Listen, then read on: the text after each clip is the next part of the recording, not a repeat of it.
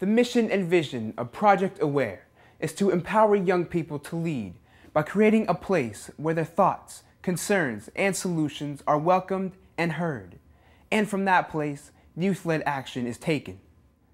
The Project Aware players are a group of teens that create skits, songs, dances, and more that express their concerns about bullying and harassment, substance abuse, eating disorders, teen pregnancies, and more, and also raise awareness about healthy choices and natural highs. I think it's excellent going to other schools and just talking and presenting, and afterwards having people come up to me, whether it be teachers or other students, and saying that they were inspired. Like if we go to a presentation and we perform for a group of people doing what we all like to do, and then seeing the looks on their faces that it really made a difference for them, that maybe they never understood it before, they never were faced with that situation, they never even knew it was happening. I mean, I just feel, it makes me feel so good to know that I made that difference in someone's life. Having so many people listen to the stories that I've had and them not judging me, and just having people be like, you know, I can relate to that, or just to be like, you know, I know what you're going through. I've dealt with this too. My dad's an alcoholic. My dad, I've been hit before. Things like that. It's just like people opening up to you, and that is so empowering, and it just makes me want to keep doing what I do. The Project Aware players and Untold Stories are one example of youth taking the lead and making a difference about bullying and harassment. Throughout the country, there are programs that make a difference. Schools and communities are taking steps to make change. The Maine Civil Rights Team Project is a program to end violence, prejudice, harassment, and bias in the schools. The project builds a collaborative of students, faculty, and community advisors who work together to create a safer environment for all young people. These are students who volunteer to be on the teams, and their mission, if you will, is to make sure that every student in the school feels safe, feels valued, and feels respected. If you ask students, do you want your school to be a place that you can't walk around without being degraded or humiliated? Of course, everybody says no. If you ask students if you could wave a magic wand to get these behaviors out of your school, of course they say yes.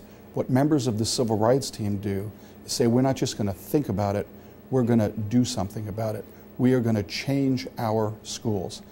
Michael Chase started the Kindness Center with the vision of creating a more peaceful and kind-hearted world. Through interactive workshops, youth are inspired to adopt kindness as a way of life.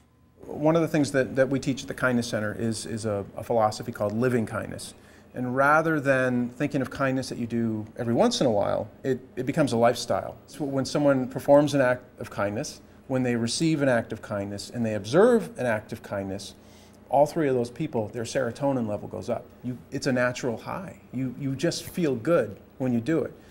There shouldn't be random acts of kindness. There should just be, everyone's always kind. Everyone needs a little bit of kindness in their lives. I guess I could build it on something Mother Teresa said.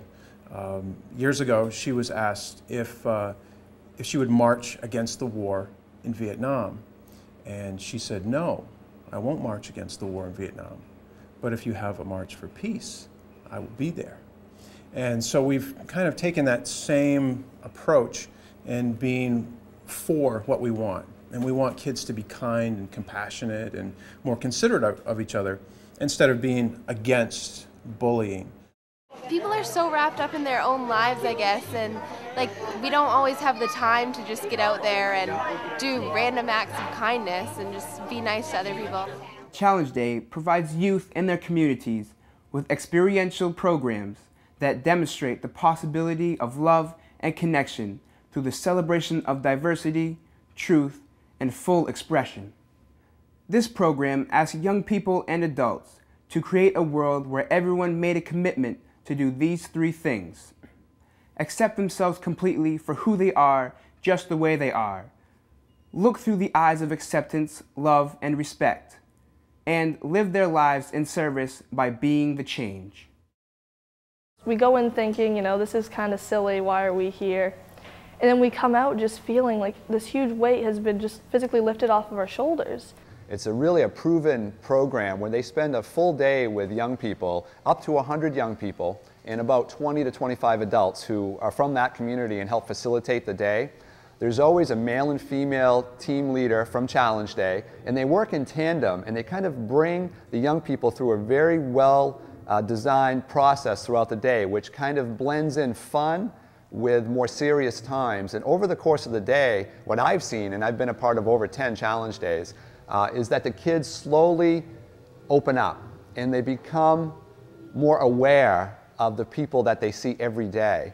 It was at the very end, and they had, everyone was running around hugging each other, and I was sitting in my chair, dabbing at my eyes with tissues, and I see the girl coming towards me, so I stand up, and she just extends her arms and she hugs me, and she says, she's crying and she's saying, I could have been so much better, I'm so sorry. And I think she finally understood through Challenge Day, after hearing all those stories and finally connecting with people and, all the emotions of the day, it really kind of helped her see, maybe I should have been a better person.